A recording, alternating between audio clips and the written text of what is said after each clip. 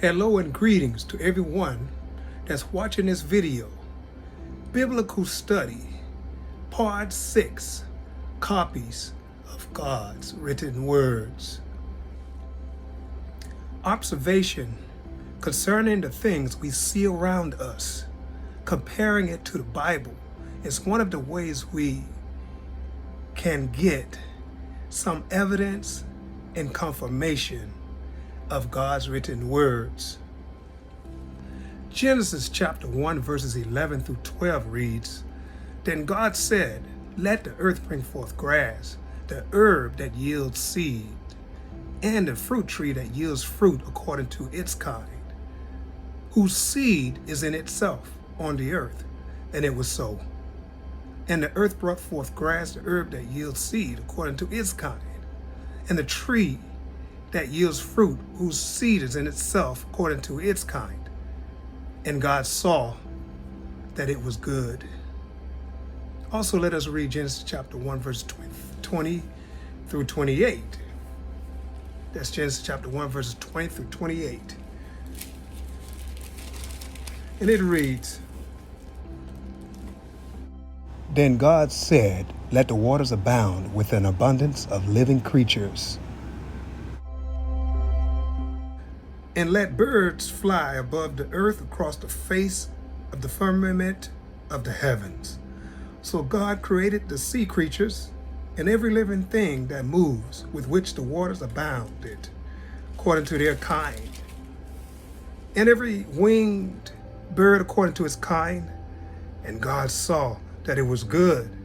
And God blessed them, saying, be fruitful and multiply, and fill the waters and the seas, and let the birds multiply on the earth."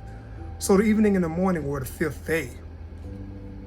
Then God said, let the earth bring forth living creature, according to its kind, cattle and creeping thing, and beasts of the earth, each according to its kind. And it was so. And God made the beast of the earth according to its kind, cattle according to its kind, and everything that creeps on the earth according to its kind. And God saw that it was good. Then God said, let us make man in our image, according to our likeness. Let them have dominion over the fish of the sea, over the birds of the air, and over the cattle, over all the earth, and over every creeping thing that creeps on the earth. So God created man in his own image. In the image of God, he created him. Male and female, he created them.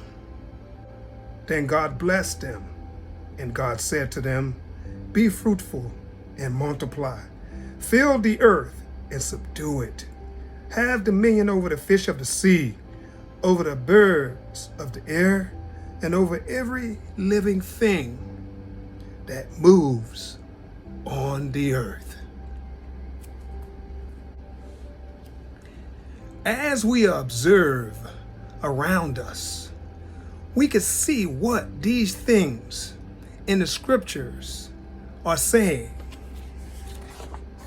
We can see how so many trees, including fruit trees, bring forth, produce, or grow the same kind of trees from its seeds after it has grown from the ground to maturity.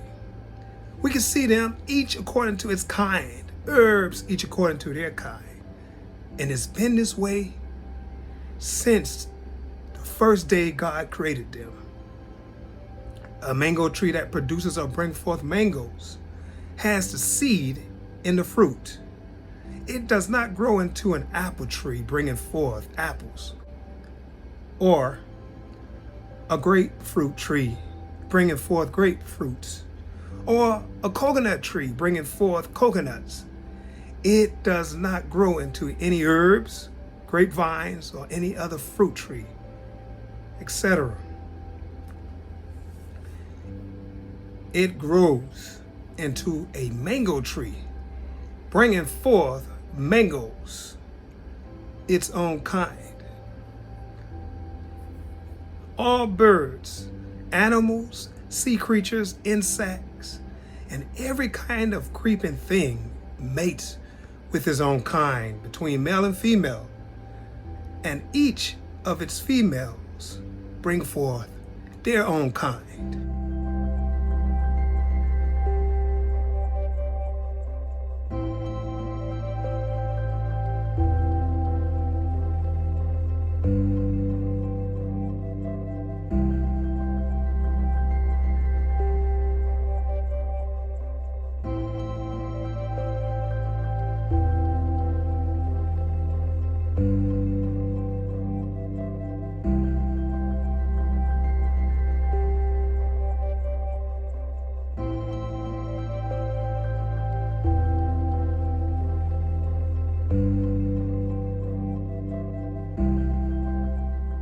A fish don't bring forth a bird, and birds don't bring forth a fish. Monkeys don't bring forth a zebra, and a zebra don't bring forth a monkey. They all each bring forth their own kind. We know that when a human adult, male and female, physically come together, the female can produce a young male or female, and in some cases twins or triplets, after conception take place, or after the woman or young woman gets pregnant. And that young baby or child grows up and become an adult male or female human being. And the cycle starts all over again. This is the way it was since the beginning when God created the first man and woman. We're not descendants of monkeys, but we're descendants of human beings. Human being does not produce or bring forth monkeys, apes.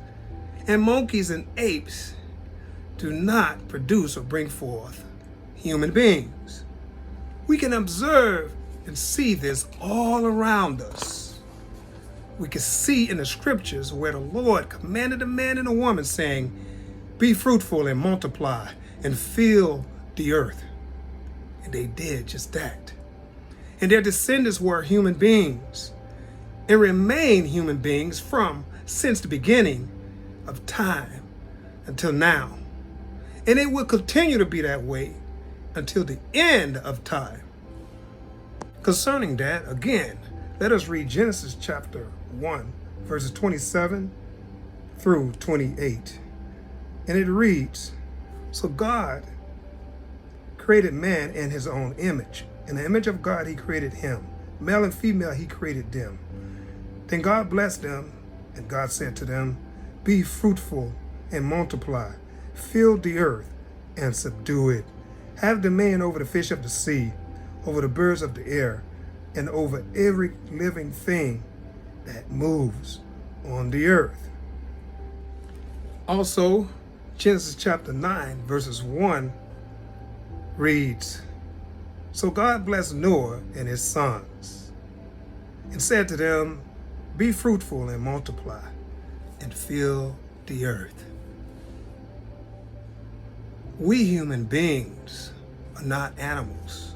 Never was and never will be. Don't be deceived by any theories of man. And we are not descendants of animals, but were made to be greater than the animals. We were made in the image of God, and God has given human beings dominion and rule over the animals, creeping things, and fish of the sea, and birds of the air, and over all the earth. Concerning that, Genesis chapter 1, verse 26 reads, Then God said, Let us make man in our image, according to our likeness. Let them have dominion over the fish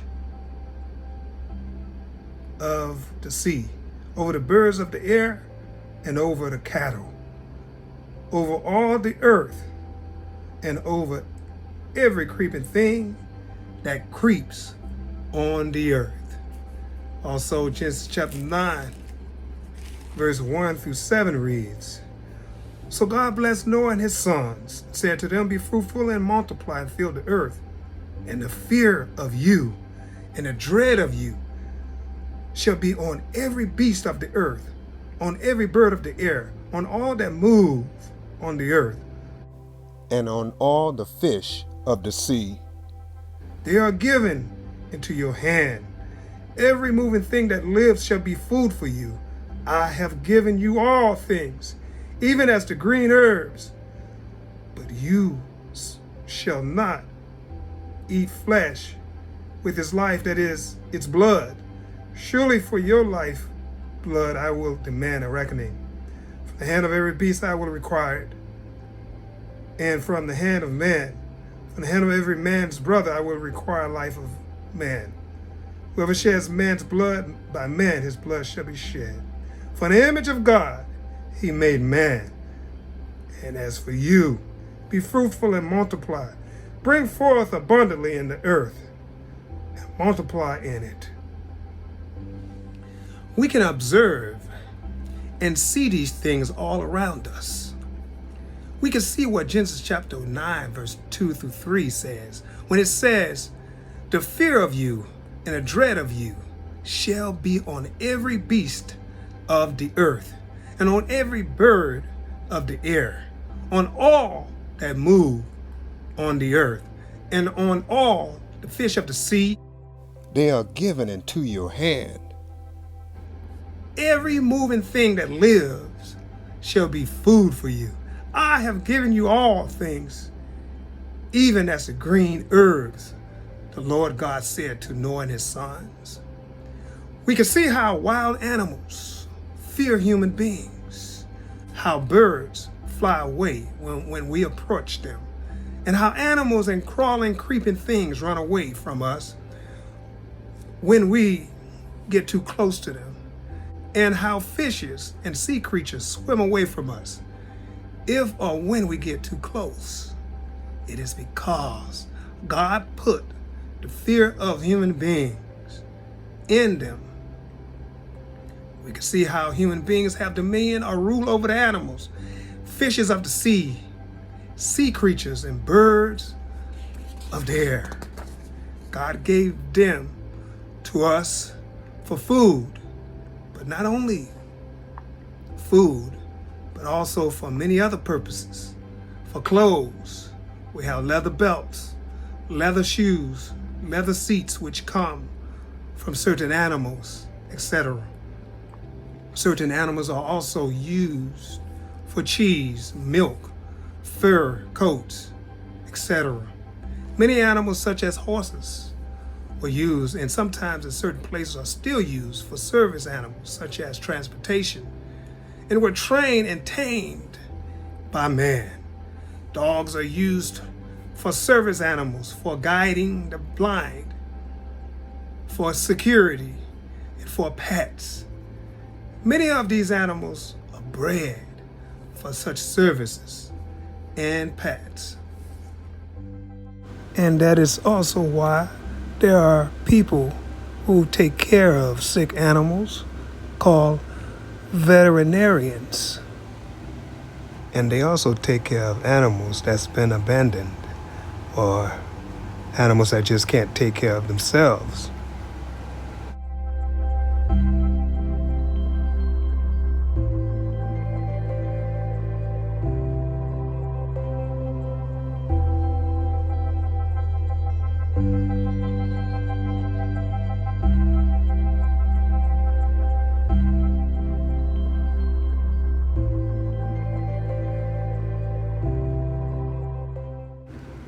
Although man is allowed by God to hunt animals and kill animals for food, they are not allowed to kill human beings for food or any other reason except that a human being has murdered another human being or attempted to murder another human being. Animals hunt and kill other animals for food, but they are not permitted either to kill human beings because human beings was made in the image of God. In many cases, human beings have been known to be killed, eaten, and hunted by animals. And when it is made known, if man can find that animal, by law enforcers, police officers, and authorities, they kill that animal for taking the life of a human being and the life of a man who has murdered another human being.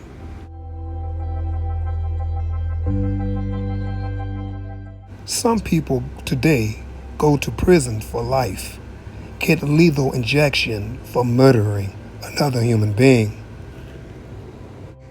In the past, electric chairs was used, hanging by ropes, and shooting was used for capital punishment.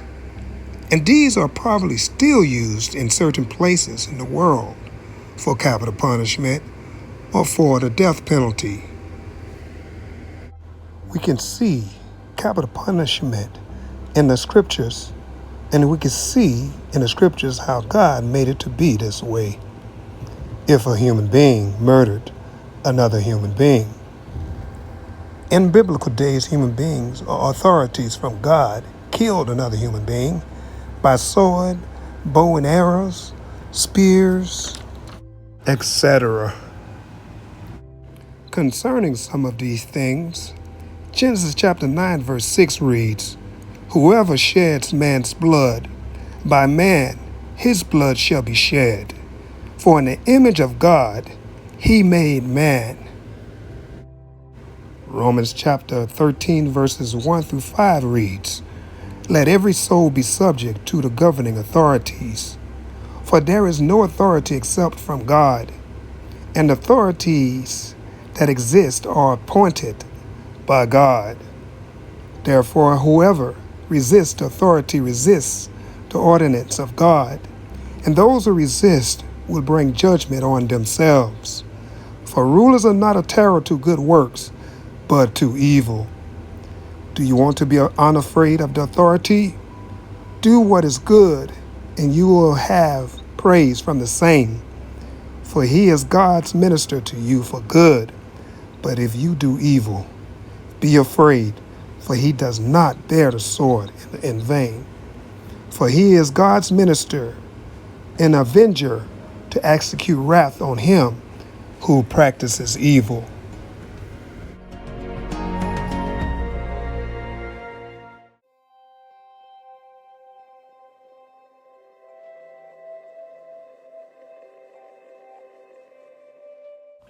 Also, we can get some evidence and confirmation of the Word of God when we observe the sun, moon, and stars, and the rainbow, and read about them in the Holy Scriptures.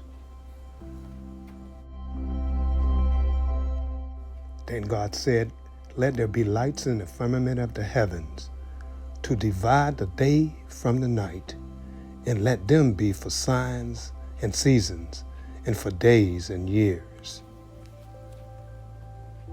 And let them be for lights in the firmament of the heavens, to give light on the earth." And it was so.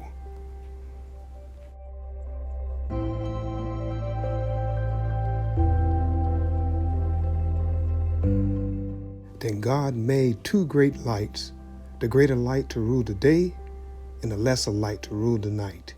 He made the stars also.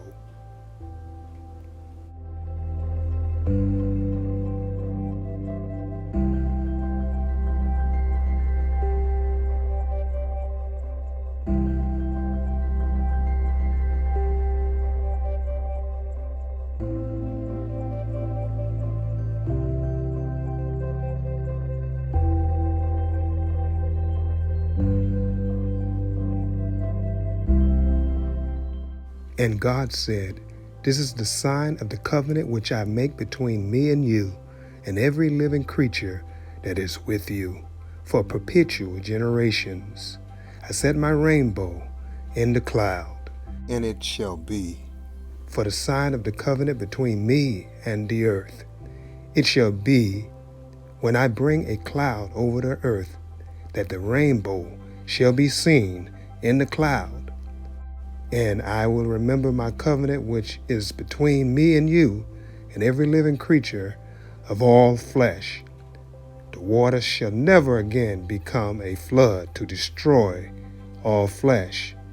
The rainbow shall be in the cloud, and I will look on it to remember the everlasting covenant between God and every living creature of all flesh that is on the earth."